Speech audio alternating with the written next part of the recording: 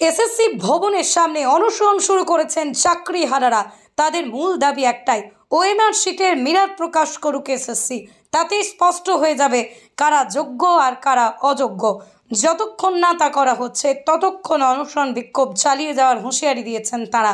চাকরিহারাদের পাশে দাঁড়াতে সকালেই সল্টলেকে গেছেন বিজেপি নেত্রী রূপা গঙ্গোপাধ্যায়। সেখান থেকেই মুখ্যমন্ত্রী মমতা বন্দ্যোপাধ্যায়কে বিশেষ অনুরোধ জানিয়েছিলেন তিনি। যোগ্য অযোগ্য কারা তা নিয়ে সংশয় কাটছে না।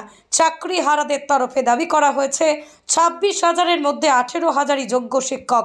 তাদের তালিকা এসএসসি বের করতে পারে, কিন্তু তা করা হচ্ছে না। তবে রূপার মতে মুখ্যমন্ত্রী চাইলেই তা বের করে দিতে পারেন, শুধু ইচ্ছা থাকা দরকার।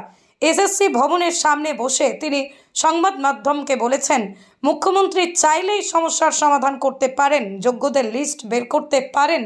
2-1 দিনের মধ্যে তিনি এটা করুন, আমি ব্যক্তিগতভাবে তার ধন্য করব। রূপার খোঁচা, মঞ্চে উঠে ভাষণ দিয়ে কবিতা বলে আর লাভ হবে না মুখ্যমন্ত্রীর। তার উচিত এবারে প্রত্যক্ষভাবে পদক্ষেপ করে সমস্যা মেটানো। সমস্যা মিটিয়ে দিতে পারেন, উনি ইচ্ছে করলে যোগ্যদের লিস্ট বার করে দিতে পারেন। আমি সকলের হয়ে করজোড়ে প্রার্থনা করছি, মাননীয়, একদম প্রার্থনা করছি, হাত জোর করে প্রার্থনা।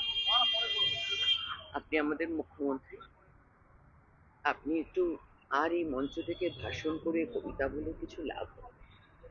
আপনি 2-1 দিনের মধ্যে একটা সলিউশন বার করুন। আপনি নিজে দপ্তরে আসুন, সমস্ত কাগজপত্র বার করুন, মানুষগুলোকে বাঁচান। আমি ব্যক্তিগতভাবে আপনার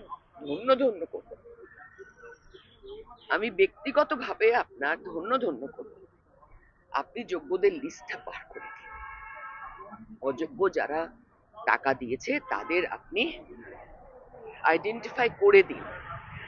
আপনার লোকেরাই টাকা নিয়েছে, যারা নিয়েছে তাদের চাকরি ছাড়াতে হবে, তাদের পেছনে আরো কিছু করতে হবে, সেসব করতে হবে না। তাদেরকে ক্ষমা ঘেন্না করে দিন।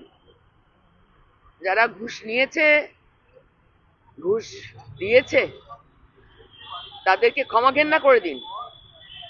কিন্তু যারা যোগ্য তাদের আইডেন্টিফাই করুন। আইডেন্টিফাই একমাত্র আপনার দপ্তর এবং আপনি করতে পারেন, আর কেউ পারেন? নিশ্চয়ই পারবেন করতে, নিশ্চয়ই পারবেন।